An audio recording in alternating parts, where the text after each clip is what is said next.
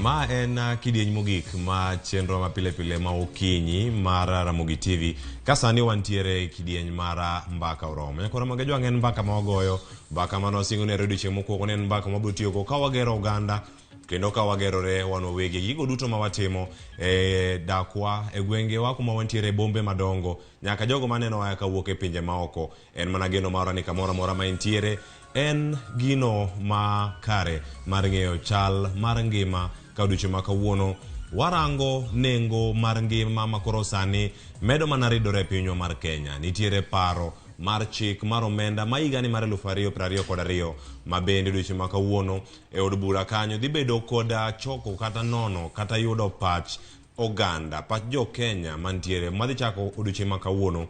Wantiere gi jolony mana mar ng'eyo matut ni odiochieng' ma kawuono en ang'o matimore. Gima timore kawuono en ang'o monego bed ni wang'eyo mane wi paro mar chik mar omenda ma kawuono ma idhi tima chakore kawuono e od bura.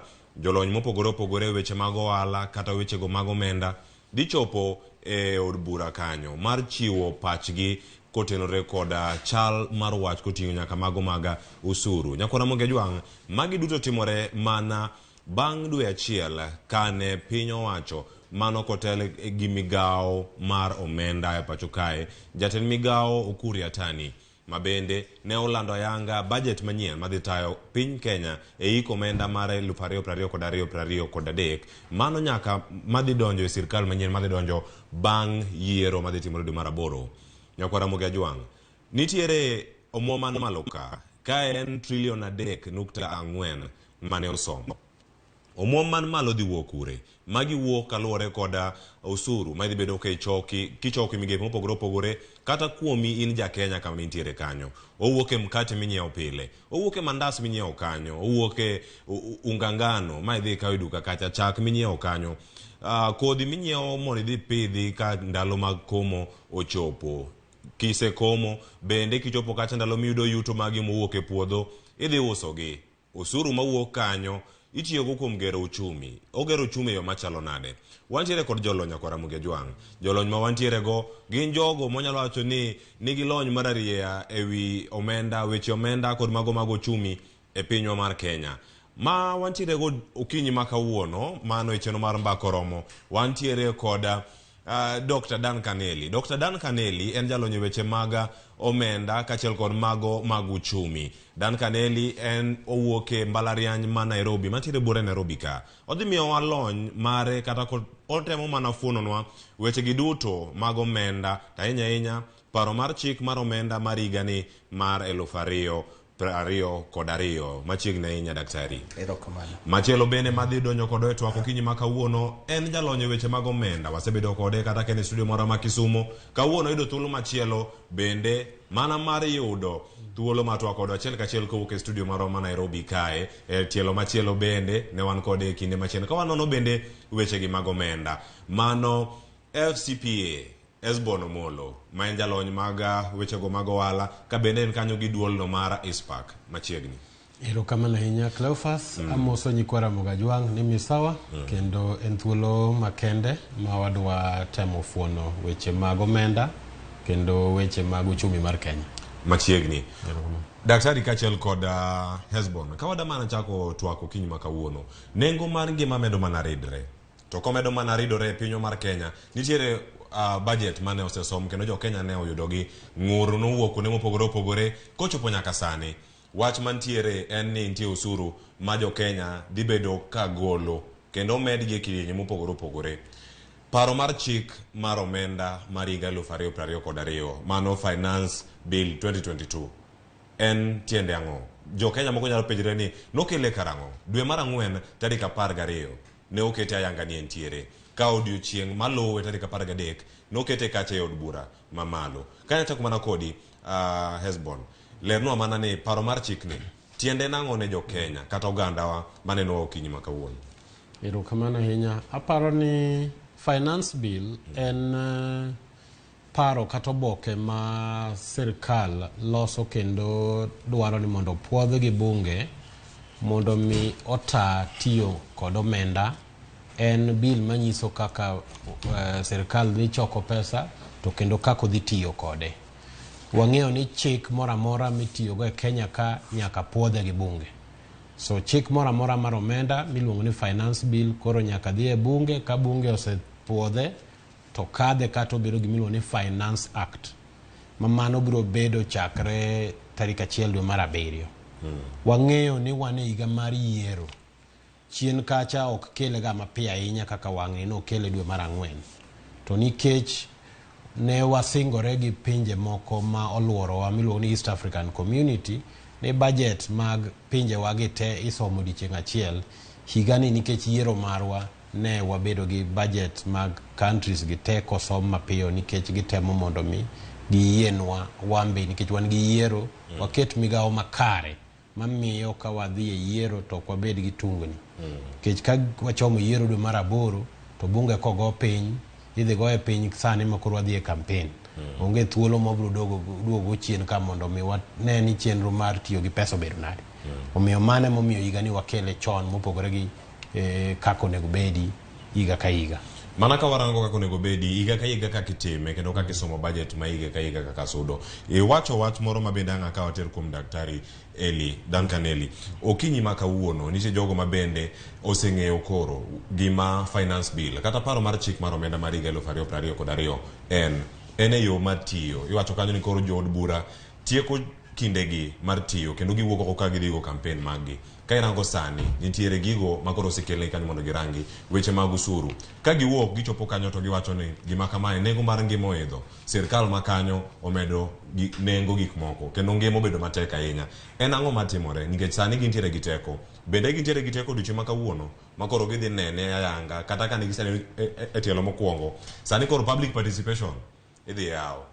Gintiere gi teko mane e kinde ma koro gidhi yude od bura odiechieng' ma kawuono.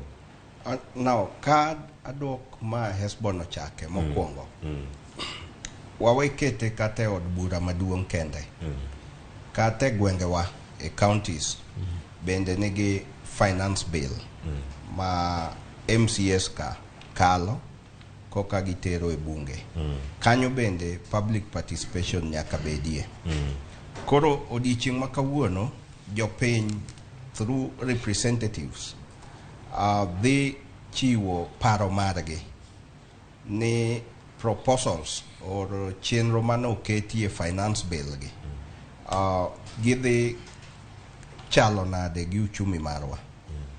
Mae owinjo budget committee o consider information momigi mondo ging'iane kuonde ma ginyalo factor in.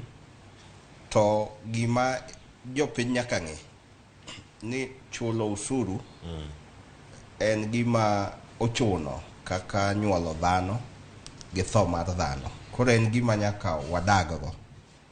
Koro kama inyalo ng'i en ni usuru moketni odhi hinyo dongruok mar piny koso odhi loso dongruok mar piny. Nikech jomolieko samoro ok ong'iyo kuonde ma dhi hinyore. To jok ma koro participate public participation sani nyalo ng'iyo ni ma kotim kama to nyalo bedo maber moloyo. Ting'e ni representation marwa kaka jopiny chakore kuom MCS magwa gi wabunge magwa. Omiyo sama finance bill ochope mbele gi kata ochope budget committee koko dhi finance bill. Kacha emo winjo jowa mo represent wa. Owinjo gol duondwa. To di mang'eny samoro duond jopiny ok ringi ei jomo represent gi. Erokamano. Wach ma iwacho kanyo mangima ahinya. Iwacho ni usuru en gimoro mantiere kendo jopiny nyaka bed gi ikruok makare mar yude mana kaka obiro. Hesbon, iwacho ni gero mondo igero uchumi nyaka ibed gi usuru moro ma nyaka bed ni ichwalo kendo imiyo jopiny mari ka in jatend piny. Kuom ranyisi in koro intiere kanyo kata jatend migawo. Ka isesumo paro mopogore opogore kendo wacho ni usuru ma kamano bed ni ichulo. Kirango usuru te mida choki e iko omenda ni mondo okony budget mane osomo mar $3.4 trillion. Mano dhi biro gi usuru te midhi choki maromo $50.4 billion mondo okony budget mane osom cha. Iparo ni usuru en gimoro ma ogando nego kawe yo machalo. Japok wacho ni inyowa gi usuru machalo kama. Usuru nigi wanya wacho en gi ber mane e gero mar uchumi.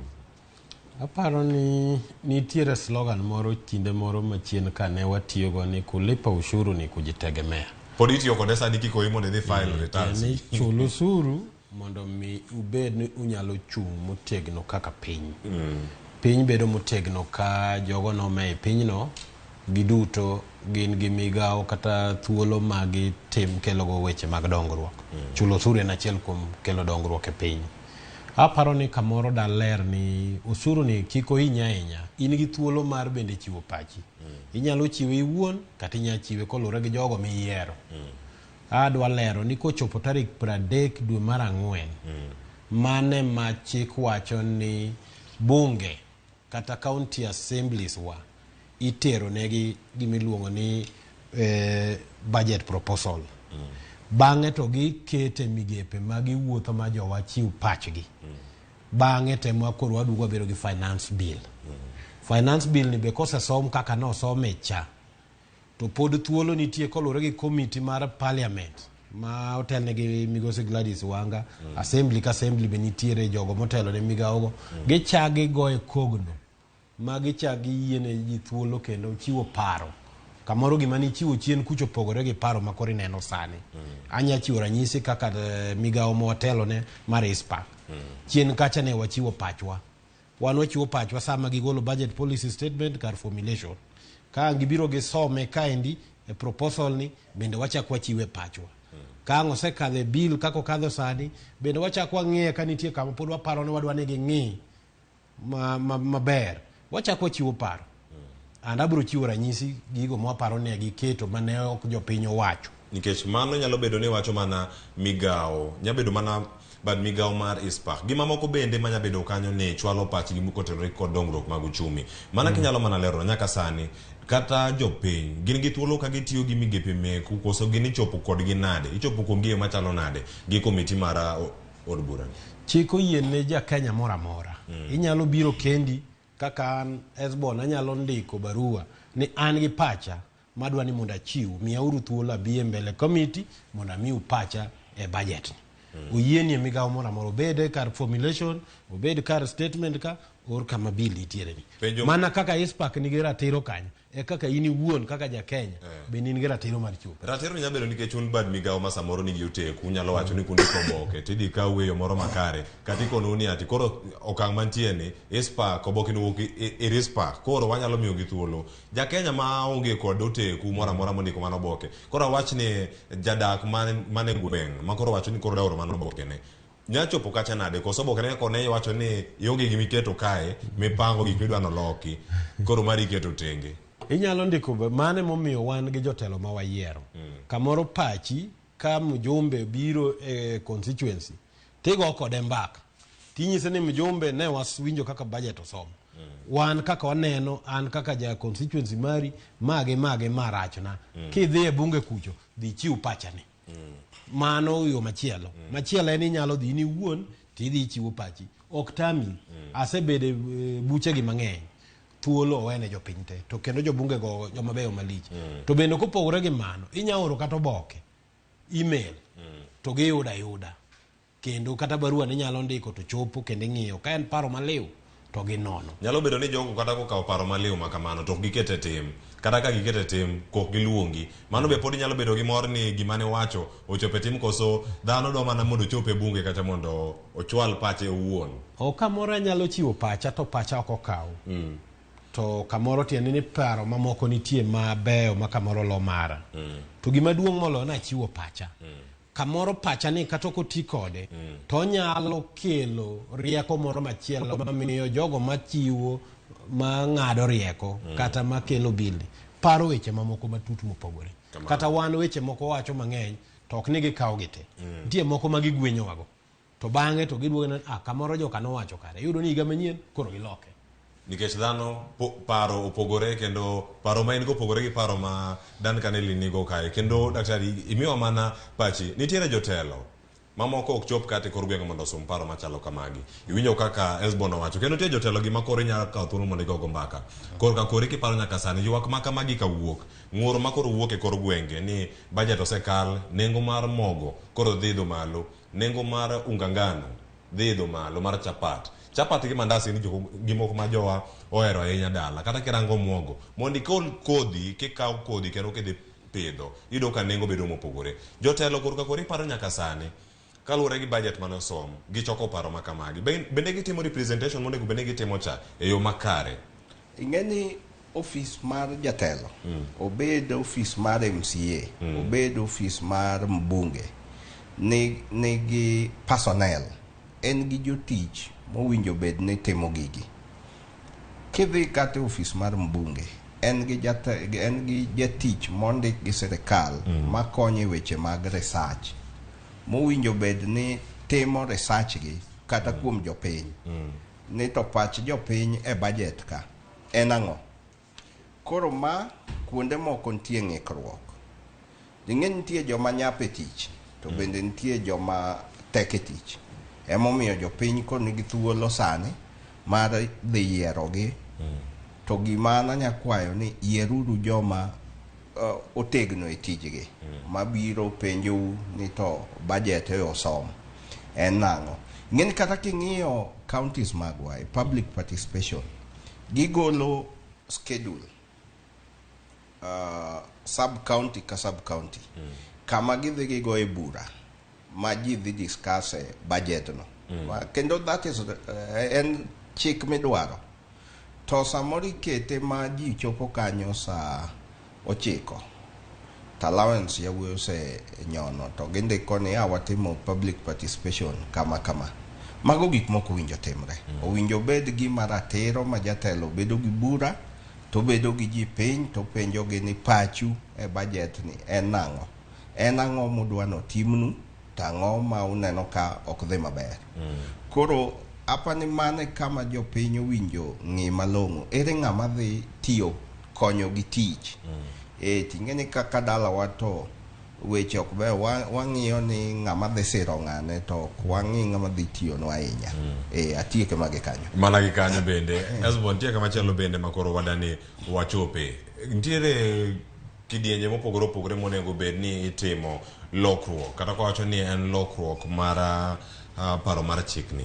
Koro kowuok kanyo kendo chopi. Kapok waduoge, awanya wacho ni kidienje mopogore opogore monego bed ni iloko, kata lokruok mosebedo, kata maun kaka joduolno mar ISPAC onego bedi e yo machalo nade. Kor ka kori, kiparo ni nyaka sani, ka giwuok ka gidonjo e county, onego gitime e yo mane?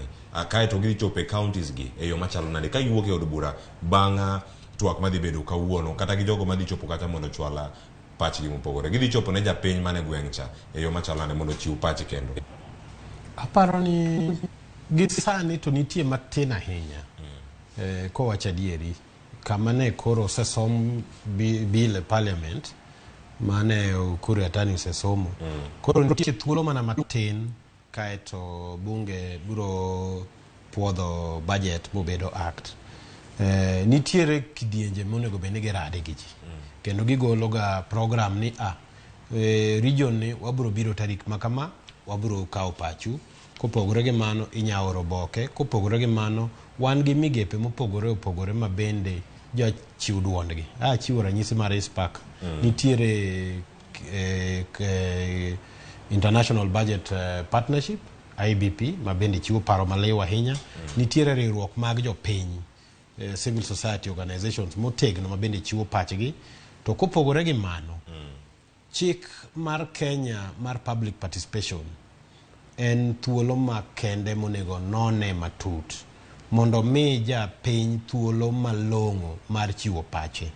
Nikech mana kaka daktari owacho, inyalo luongo public participation, tiluongo jopiny, tibiro gi buk marabet ma pages kia 300, ti imiye jopiny saa 8, sama gidenyo giserito kata seche 3, kae tuko ni form jasi ma alliance jomadho soda, to ji oa kanyo kamoro paro malong'o minyalo wagongi.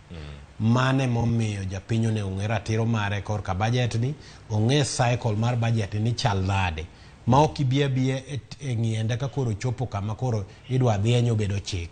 nikech ochakre dwe mar 8 piny ku emiyude gimoni budget policy outlook paper cha manyiso paro mar sirkal ni en kama kae to dhi e department ka department an ma timore national kendo timore county kae to dhi e thuolo ma ikele assembly chako luongo jopiny chiwo pachgi mano pod en itede pod en formulation stage kae to bang'e kokang'o biro kamang' koro inyiedhe ni koro to dwaro mondo mi odonje bunge ka obedo introduce kaka koro bill kae to kendo chake ing'iyo ni to gik mana chiwo pacha chien ka be odonjo ka nitie ma ok odonjo ma pod aparo nego ng'i matut bende ichiwo pachi to maduong' moloyo mane momiyiero jatelo miluongo ni member of parliament kata member of county assembly en ng'at monego bed ochung' ni kanyo manono gigi on your behalf omiyo nyaka igo kogno jatelo mitero kanyo nono to koro itere kanyo to in miduogo itiyo tich manindike notim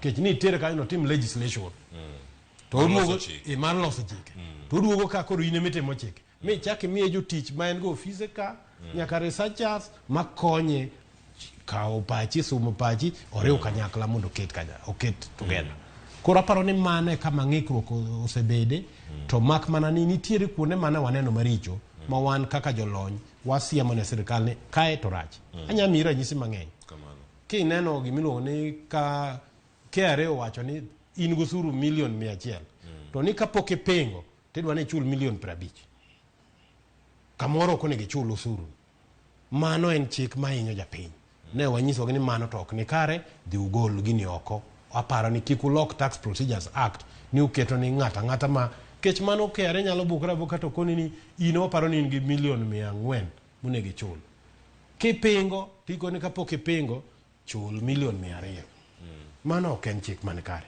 kata rules of national justice koro mago achiel kuom gik ma wasenyisogi ni magidoge uru chien nitie ranyisi mamoko be chien kucho nwa wacho ma koro gidok e chien to gigo mane uchwalo mano kirango e kidieny mokwongo kane bill makama pok ochopo kata e od bura kanyo mano dwe mar 4 gigo mane samoro ne uketo kanyo to ne ok uketgi nyalo bedo ni achiel kuom gigo mane wacho en kaka chwalo yore mag choko usuru mopogore opogore kuom jo Kenya e yore mitiyogo mondo oyud $50.4 mar konyo budget mar $3.4 cha itiyo kode yo machalo nade magi mano neno ka uketi masani onyalo wacho ni maya no apuodho maya no chopo nyaka kanyo e od bura mano dwe mokalo dwe mar 4 kamoro kanya ngondo gi nitie mang'eny mano donjo maber nitiere kuonde mane wachiwo kaka kwayo ni kaber to mondo mi watim gimiluongo ni widening the tax base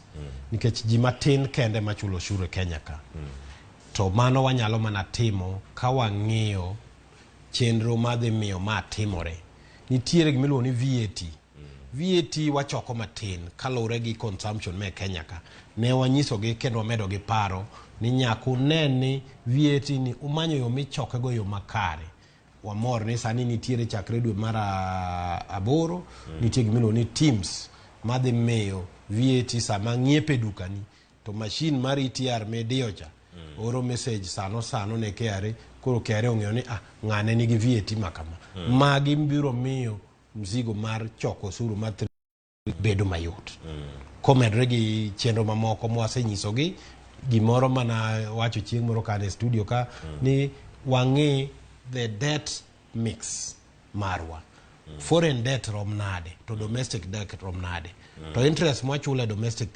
chalo nade to mwachule foreign chal nade wanyalo retire some of the expensive commercial loans to replace gi concessionary loan tiende ni kinyaka omar World Bank e bei mabet ni piny tiweyo mar jo China makamoro chulo 6-7% cha tikawo mar 2%. To of course nitie gimoro ni foreign exchange risk idwa deal gi risk ni nade kech mano be achiel kuom momiyo sirkal luoro ka olo mang'eny oko nitiere gimiluongo ni koro migawo mikelo makaka buy Kenya build Kenya tiende ni wa promote manufacturing man local mondo mi pesa wa mwalong'io dola kwa tero oko koro bedo matin tiende ni koro foreign exchange pressure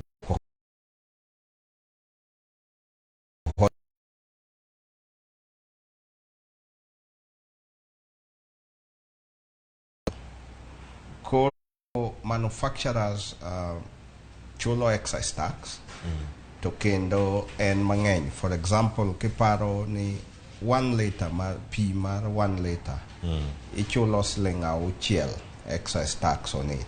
Apane mano to pi to is a basic need. Koro ka sirkal dwani mondo kony SMEs to aber ka ging'iyo gimiluongo ni exemption for SMEs nikech magi joma koko chako.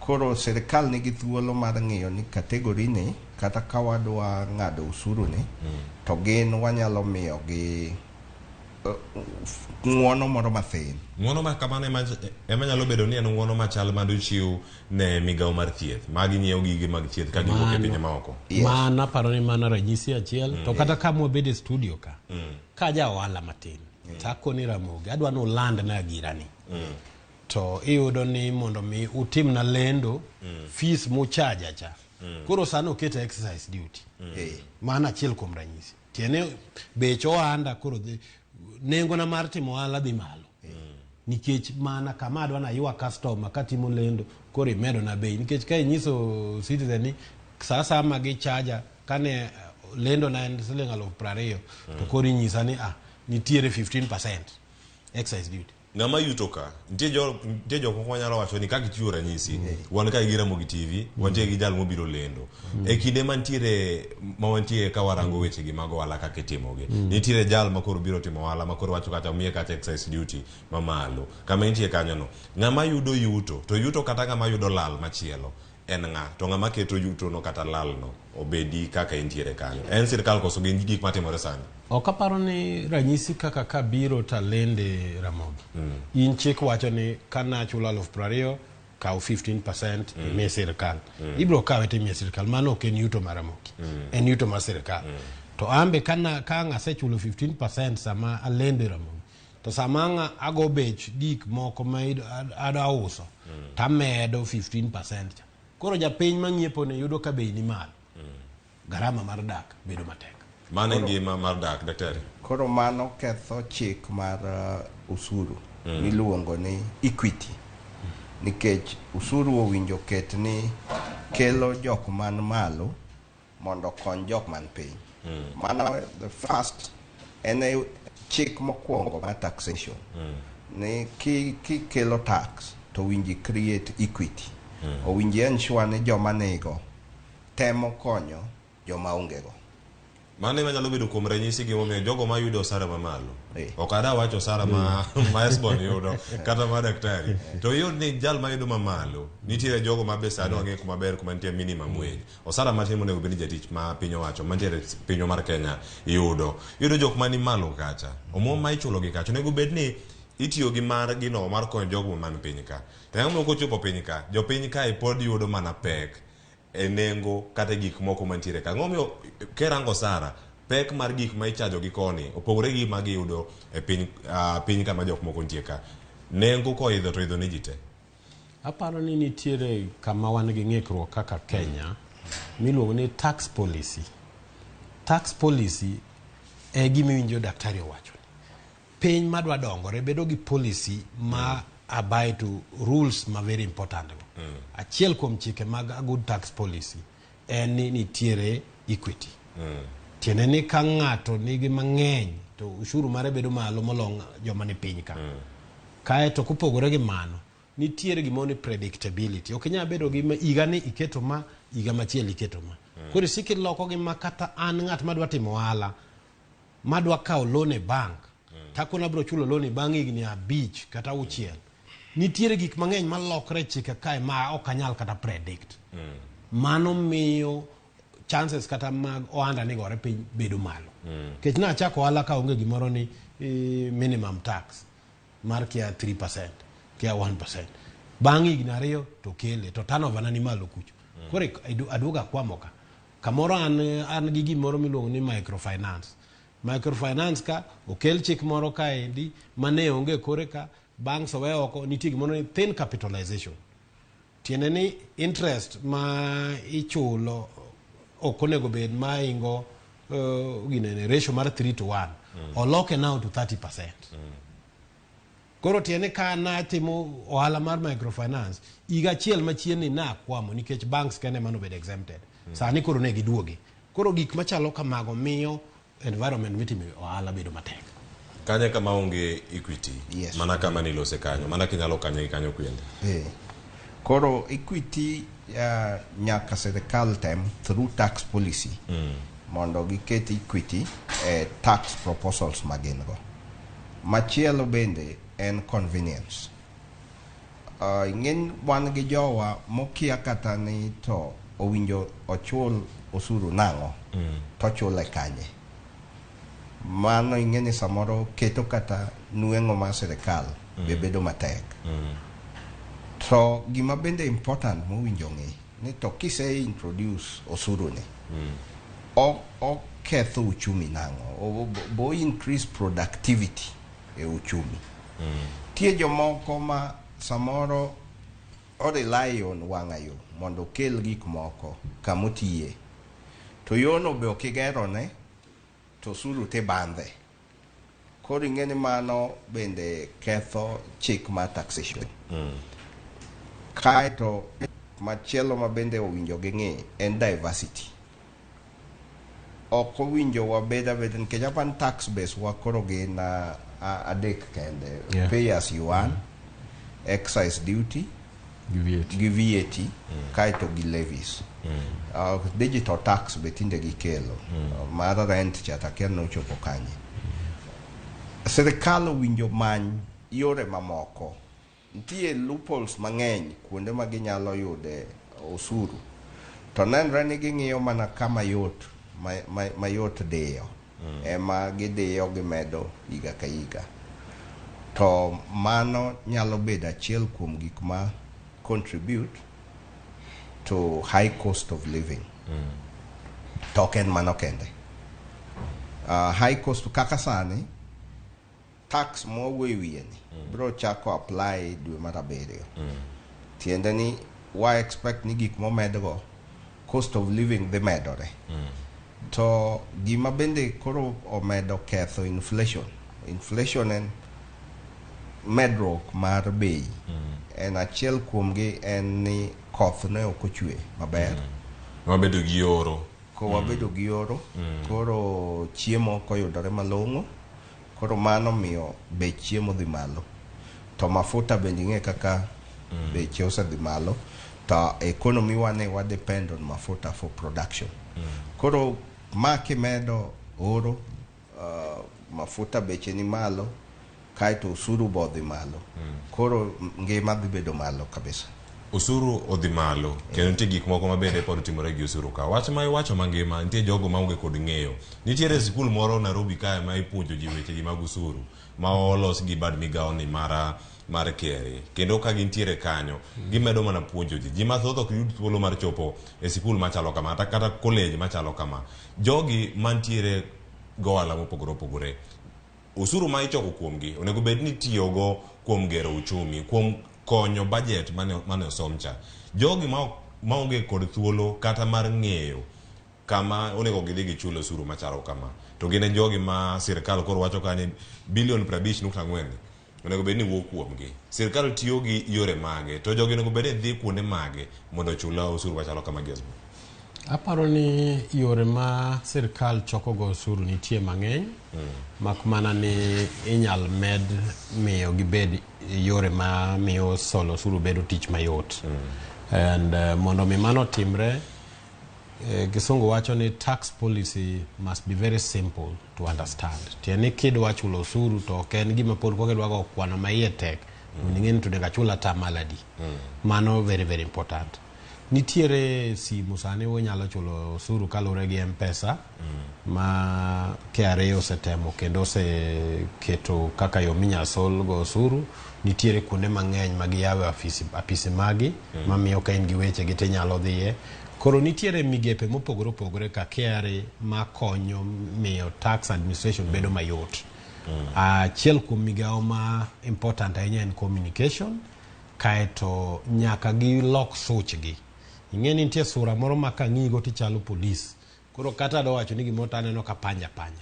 Mano meno ka ne gitemo ni gilok nying gigol from Kenya Revenue Authority to giloke to Kenya Revenue Services. Tiene ni gitemo loko sura mo maracha. But sura nyingi nyalo loko to ka loko approach.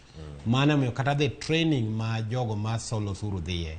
Onego bed moro ma miyo jalo ma solo suru bedo ng'ama chunye ni thuolo solo suru. To kopogore gi mano, mondo mi solo suru maber, japiny nyaka bed ni solo suru no ko winji kaka mzigo. Ang'o mabiro miyo ka winji ni solo suru en mzigo? En ka asolo suru tang'eni pesa na dhi tiyo e yo makare. To ka solo suru to kinya some TV kilando ni pesa moko no kwal e KEMSA. Ng'ato rie kadhe tie ndara tiluonge ni bikao tenda. Kati ikelo yamo tichuli billions mang'eny. Ni neno Auditor General report wacho ni 17 billion kata joma no konyo wa gorwa gi COVID wacho ni poge yudo accountability maber.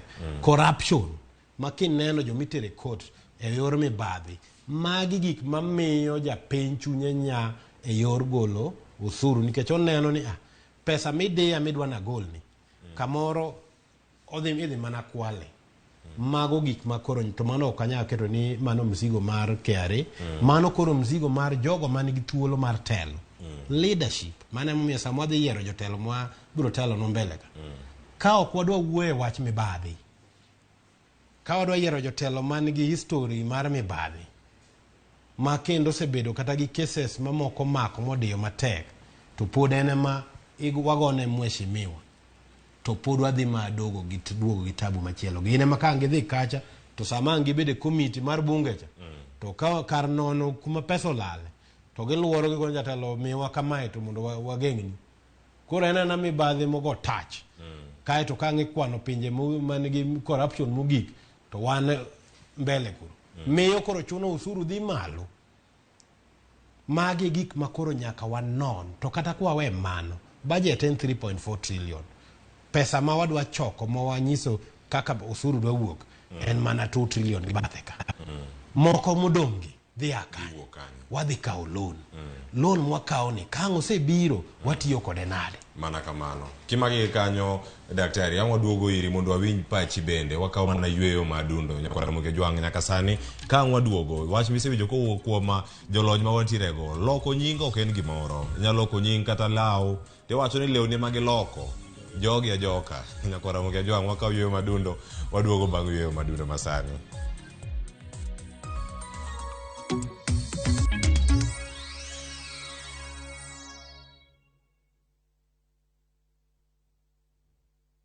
Collect fare kwa boda au matatu ukitumia ViewPay cashless na uqualify for bima ya 100,000 shillings pamoja na medical cover ya 20k na permanent disability cover ya 100k kwa 5 bob pekee. Dial *236# today to start using ViewPay cashless.